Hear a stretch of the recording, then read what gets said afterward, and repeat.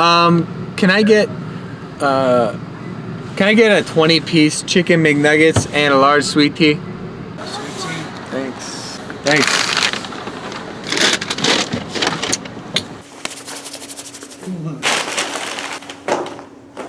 Let's talk about existentialism. What is existentialism? Well, that's a really good question, but you should know that I'm not a philosophy major. That's my dad. My dad has a master's in philosophy, so I don't exactly know every detail, but basically, existentialism is the belief, the idea that we are all alone. You're born alone and you die alone. You have friends, you make friends, you interact with people, but in the end, that's just a bunch of senses, you know? They're there and you're here. You know, you don't get to experience them like you experience yourself. You're your own person, you die alone. It's some depressing shit when you think about it. So when somebody's like, man, I'm having an existential crisis, it doesn't mean just having a breakdown. It's having a breakdown that revolves around being alone, realizing that you're so alone and that nothing matters, you know? Sort of just like, we're all just machines. Kind of. It's like a brain is like a machine in a lot of ways. So, you know, whenever you find yourself in like that nothing matters mode, nothing matters, nobody cares, that is being existential. It's like, oh my God, nothing matters. But that is what being existential is. However, this is just an idea. This is just something that's some dude who was like old, who I don't know exactly who it was thinking, and he was just like, dude, what if we're all alone, man? You know, what if, it's like, the thing is, philosophy is a lot like science, because it's about pursuing truth, but it's very different from science, because science is literally looking into exactly how things are, and doing measurements and observations on that stuff. Philosophy is kind of like understanding obscure concepts and the human mind and human stuff, and mostly philosophy, you just talk and think about how you feel, which is different, you know. It's ideas, you know, where science is finding the facts. So you have to understand, with philosophy, it's about how we feel and who we are.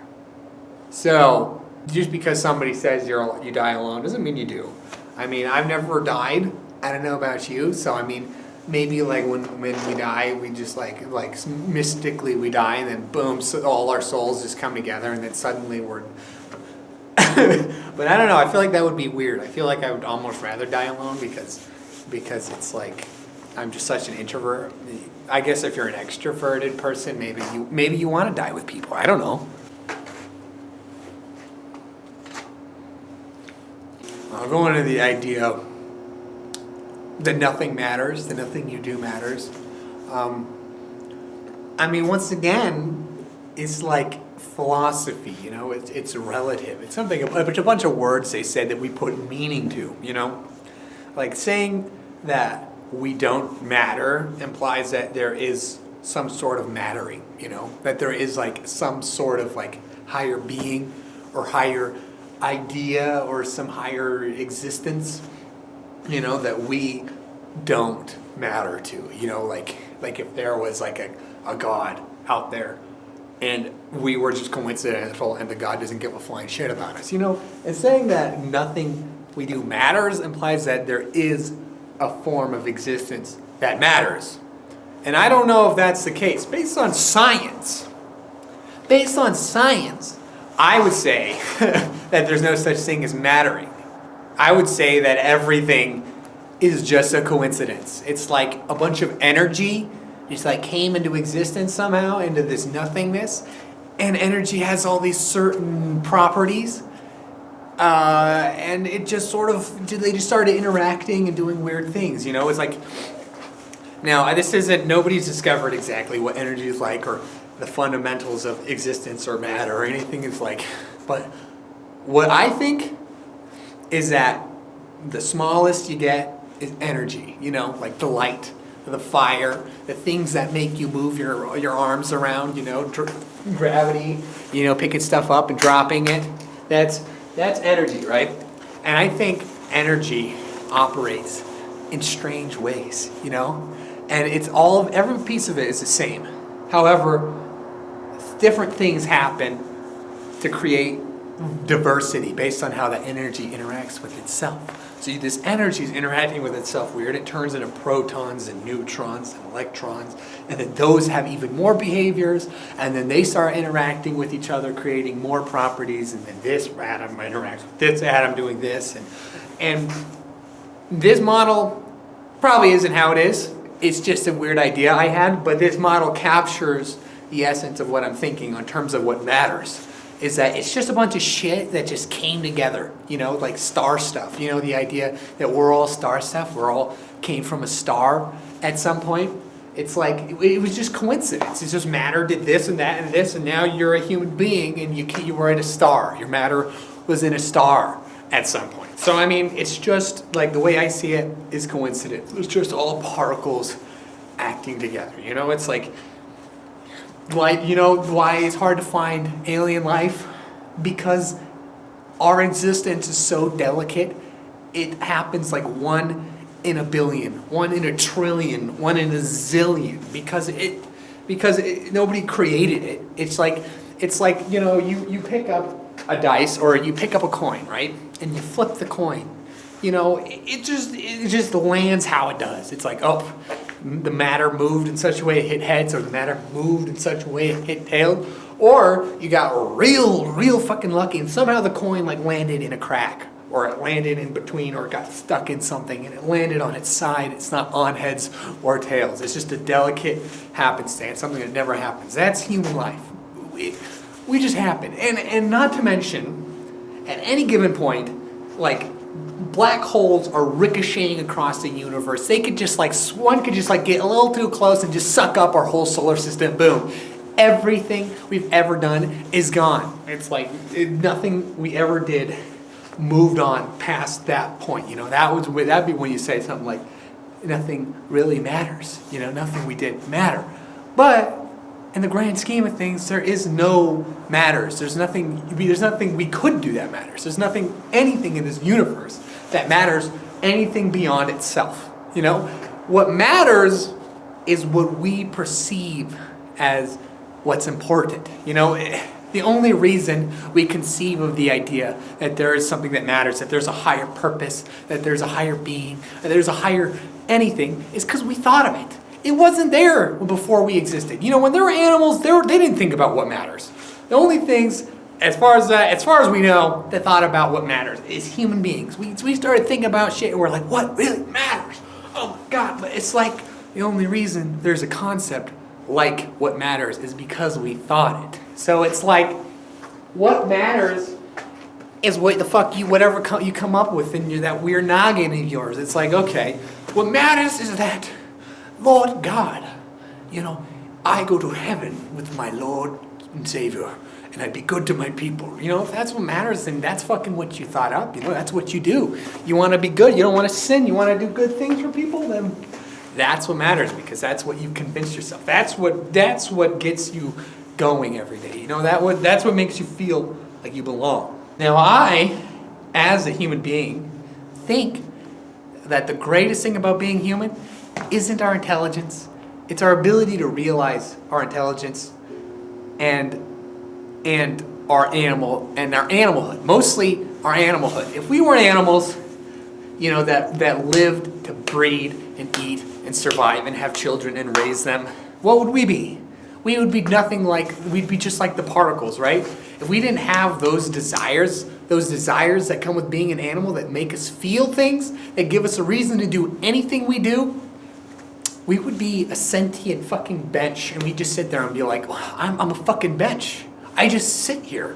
Like, I have sentience, but that doesn't matter because I don't even know what the fuck to do with myself because I'm a bench and I don't have feelings. You know, that's the good thing about being a human, being an animal. is that we have desires. We have things that happen in us that make us feel, that make us experience, that make us do things, that make us want to do things. The greatest thing about being human is that we're animals.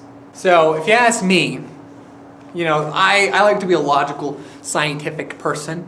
That's what matters.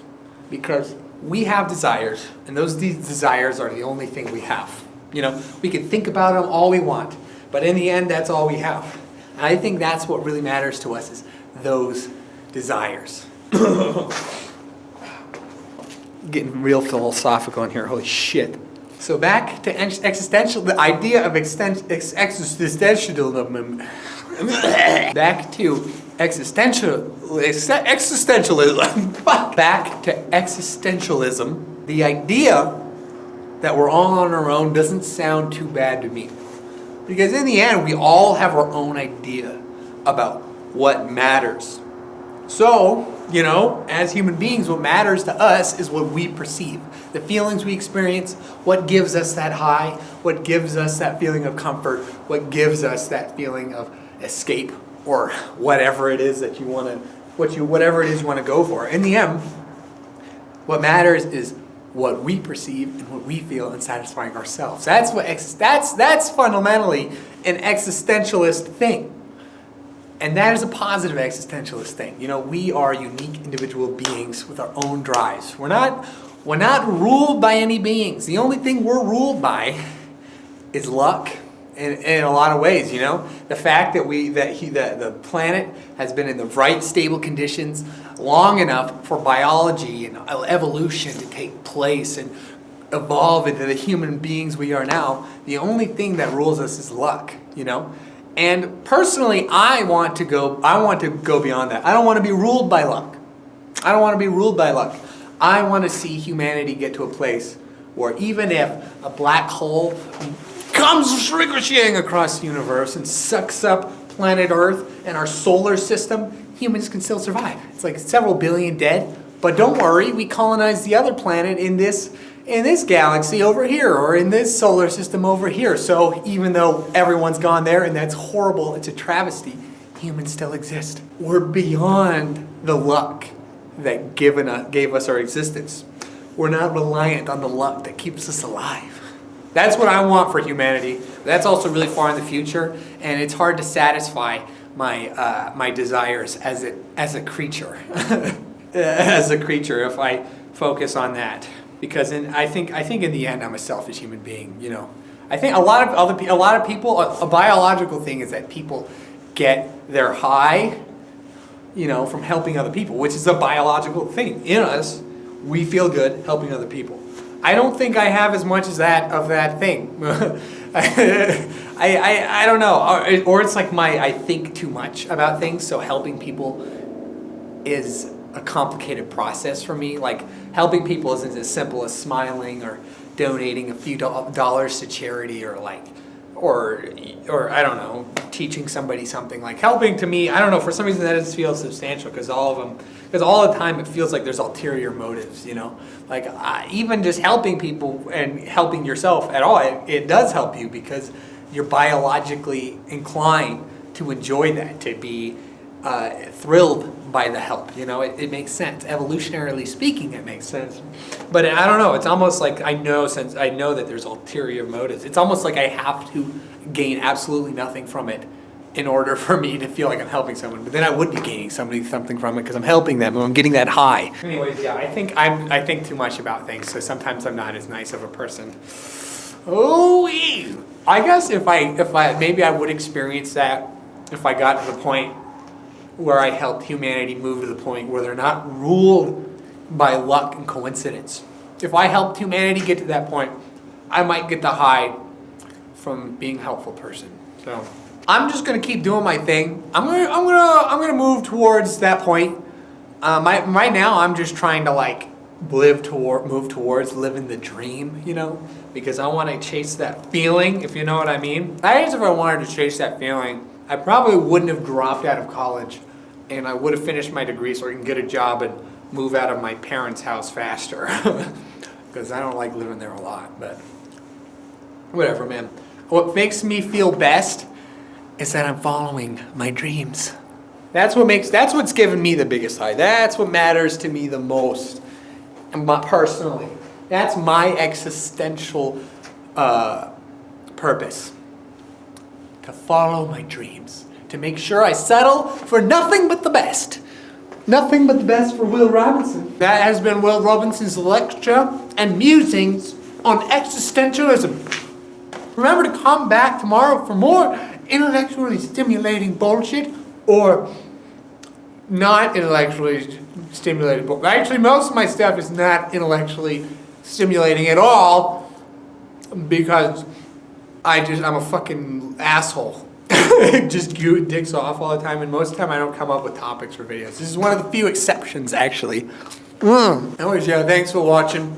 Remember to like and subscribe. Wait, actually, you probably made a video said what matters is that you get people to watch more videos. So click on this video right here to go watch more of the unicorn and get more excitement in your day. Remember, if you don't watch this video, you'll miss out on all that happiness you've been looking for. I know you've been looking for that happiness. You gotta click on this video right here if you want that happiness.